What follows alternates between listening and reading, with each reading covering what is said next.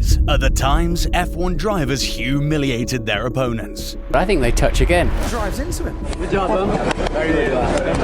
Like this driver who completely humiliated his opponent. Because at the Hungarian Grand Prix, when Hulkenberg was trying to overtake Magnussen, right, this is the Magnussen-Hulk battle. It is. Hulkenberg's having to go around the outside again, trying to hang on in there. Magnussen did not leave him any room whatsoever. this left Hulkenberg enraged. When it comes to racing, he's just nasty, Hulkenberg said. But turns out Magnussen wasn't having any of it. And so, what happened after the race was even more humiliating. Han prøver på ledbanen. Once again, most unsportive driver. Suck my balls, man. Yeah, they're really good, man. Keep doing Yup, on live television. I mean, he said it so casually, like he was ordering coffee. Later, one driver humiliates his rival in the middle of the track. But first, you gotta see what this driver did. I feel this is one of the most shocking moments in F1 history. It was 2017, Baku, Hamilton and Vettel fighting for the championship. So as you can imagine, tensions were already running a bit too high. Under the safety car, Hamilton was leading, controlling the pace. But because of that tension, something completely unexpected happened. Look, this is down at turn 15. Lewis is backing up the pack a little bit. Oh, he went into him. Down at turn 15, Vettel accused Hamilton of brake testing him, causing his Ferrari to slam into the Mercedes. He was convinced he did it, and so because of this, what happened next was pure chaos. You watch when he goes alongside, I think they touch again. Yeah, they do. Do they ever? He drives into him. Deliberate contact in the middle of a Grand Prix. Strictly speaking, Crofty, it's causing a collision. The driver of car number 5 caused a collision. Vettel literally just came alongside me and turned in and hit me. The entire F1 world was speechless. Four-time champ Sebastian Vettel just lost it. As a result, that tension went from bad to worse. They've seen today how a four-time world champion behaves. Hopefully that doesn't ripple into the younger categories. I think it was very clear. I think in the end we're racing with men, so... Well, I mean, if he wants to prove that he's a man, I think we should do it out of the car, face to face. Don't worry, eventually things calmed down. They patched up soon after. In fact, Hamilton even said, subscribe. Just kidding. But guys, you have to witness what happened in this race. See, this driver brutally humiliated his opponents. At the European Grand Prix, racing conditions were at their absolute worst. It was pouring rain. I mean, the track was like an ice rink. Fabio Barbazza goes out, you see, and so out is... As a result, most drivers were struggling. Some were even trying to just stay on track. But not Ayrton Senna. Starting from 4th position, Senna was about to deliver arguably the greatest lap in F1 history. Senna coming up to Michele Alboreto in the Lola Ferrari. Within one lap, Senna had overtaken Michael Schumacher, Carl Wendlinger, Damon Hill, and Alan Prost to take the lead. Not just any drivers, legends. Ayrton Senna is up to 4th position ahead of Schumacher and challenging Wendlinger as they go round the right-hander into the old hairpin. Senna is up to 3rd. Tremendous stuff. He muscled his way back into contention at Redgate. He's going inside Damon Hill, and Senna into 2nd place already. Michael Andretti and Carl Wendlinger and Senna goes through into the lead. He's passed Alain Prost, so... 4 overtakes in one lap during torrential rain. But turns out that humiliation was just the beginning. See, Senna's McLaren was nowhere near as competitive as Prost's dominant Williams. I mean, Williams' cars were far ahead that whole year. But still, even after all that, Senna proceeded to dominate the entire field. To go after one of the best tactical drives I have ever seen. Senna's performance was so incredible that by the end of the race, he'd lapped everyone except Damon Hill. So here is Ayrton Senna across the line, and it is victory for the Brazilian for the 38th time. He even finished over a minute ahead of Prost. You know, the guy in that dominant Williams. This wasn't just a win, it was a masterclass that left his rivals speechless. But like Ayrton's masterclass, I wish I could say the same thing about what this driver did. Trust me, it's not pretty.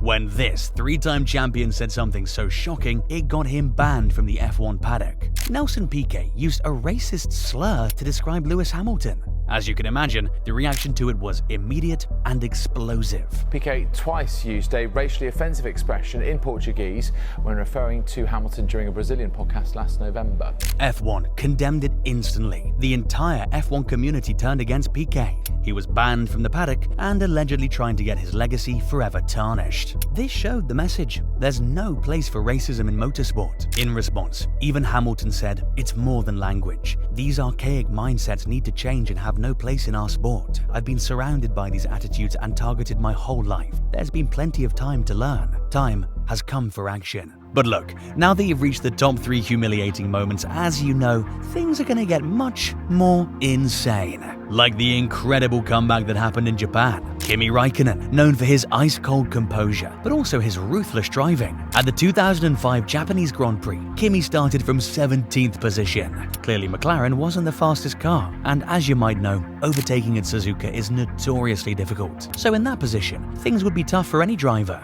But guys, this is Kimi Raikkonen we're talking about. You know, the ruthless driver.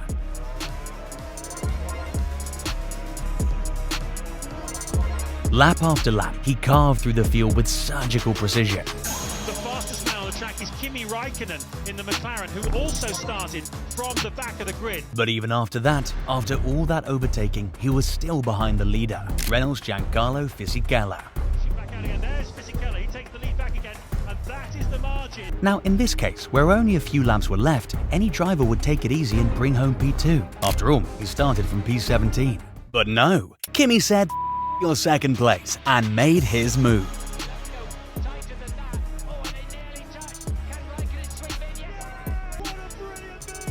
He made that on the final lap. He made it around the outside at 130R, and that too at over 300 kilometers per hour. He started from 17th place. Kimi Raikkonen, the winner. After all, he's called Iceman for a reason. Ice in his veins. From 17th to 1st on the final lap. Simply driving perfection. But I know another thing that's also perfection. Smashing that subscribe button right now.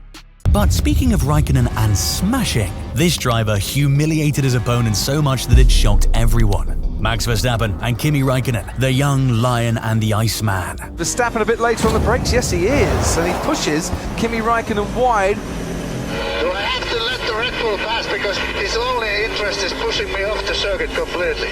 In the beginning, Verstappen was the aggressive young driver, not giving anyone an inch, not even for the legendary Kimi. Verstappen's ahead of Raikkonen. Now what's going to happen this time, I wonder? Which way is he going to go? Oh, and Verstappen kind of invited Raikkonen to go down the inside and then cut him off. Since then, Verstappen's changed a lot and gives drivers a lot more opportunities to pass. Max Verstappen right behind Hamilton into the first chicane once again. It's wheel to wheel. Hamilton and Verstappen, and this time Verstappen and Hamilton have crashed out, and they are both out. Just kidding. Race after race, Max would block Kimi, refusing to let him pass. He moved right and then back to left when I was going there. As a result, the Iceman was getting frustrated, and I got to know about that when he started speaking more than one word. I'm all up for fair racing and close battles, but when I have to brake on after all rules before turn 5 from the full speed when he turns in front of me, that's not correct in my view. Race after race, the same issue occurred for Raikkonen. He was always getting blocked.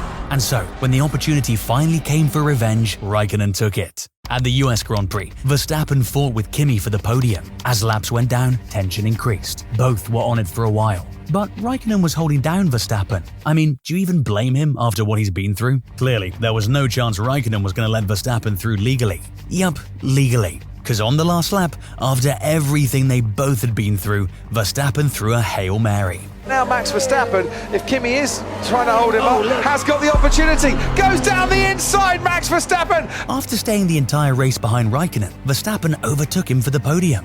But wait, remember when I said Raikkonen wasn't going to let that happen? Max Verstappen, he has a 5-second time penalty for leaving the track and gaining an advantage. Raikkonen made sure he didn't pass him legally. He made sure there's enough space, but still difficult enough to let that overtake stick. So that penalty didn't just give Raikkonen the position back, oh no sir. The revenge even went further.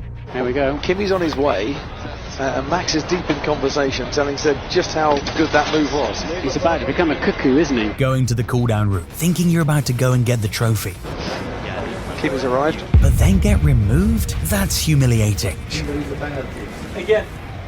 Verstappen gets 5 seconds added. He hands the place back to Kimi Raikkonen. Raikkonen does finish on the podium for the first time since Hungary. Safe to say, Kimi got his revenge. I mean, look at his face. That's the most he's smiled in his entire life. But now, out of all the things shown earlier, here's the most humiliating moment in F1. In 2008, you might know about Massa and Hamilton's final race face-off, but what you don't know is what happened after that race. In that final race of the season, everything was on the line. Felipe Massa, the hometown hero racing for Ferrari, whereas Lewis Hamilton, the young lion chasing his first championship. Hamilton needed to finish 5th or higher to win the title. Massa had to win and hope Hamilton finished 6th or lower. Formula One World Championship will be decided here, right now. Massa on the left, Trulli on the right. Look out for Hamilton on the pit wall side. It's a cautious getaway from Hamilton. As the race unfolded, everything was going Massa's way. He was leading, and Hamilton was struggling in the midfield. With just minutes to go, Hamilton was so far behind that it looked like Massa had already won the championship. So, when he crossed the finish line as the race winner, his family was already celebrating. We're expecting Massa any time now. He comes through to claim his 6th victory of the season. He has done everything he needed to do. Felipe Massa, world champion. But just for a few seconds. See, in those final laps, the rain started pouring. As the rain fell harder, the Toyotas struggled. Hamilton was running in 6th, just one position away from what he needed to win the championship. So once that rain came in, everything changed. Is that Glock going slowly? It is, it's Glock! On the final lap, in that final corner, Hamilton overtook and finished P5. Massa's dreams were crushed in those final seconds. The Brazilian crowd silenced. Ferrari are wrong. They're absolutely wrong. Hamilton's finished 5th. You will never see a more dramatic conclusion to any motor race, let alone a Grand Prix, than that. The feeling that not only you lose after literally winning the championship by just 1 point, and that too in your home Grand Prix. That's humiliating. Clearly anybody would be mad about this, which turns out is exactly what happened to Massa. Felipe Massa has begun a legal process over the 2008 F1 Championship. Since the point difference was only 1, Massa believes that by nullifying that year's Singapore Grand Prix, where he didn't score any points, and Hamilton finished P3, Massa would ultimately be crowned that year's world champion, since Hamilton's points from that Singapore race will be removed. But the reason to cancel that race, Crashgate incident, where allegedly Renault's driver crashed intentionally to give his teammate Alonso the chance to win. Due to this, the whole grid shifted, and Massa, who even though was doing well earlier, couldn't score any points. Now, at the time of this recording, the case is still ongoing, so let's see what happens. But yes, one thing is clear, the term crazy times would be an understatement here.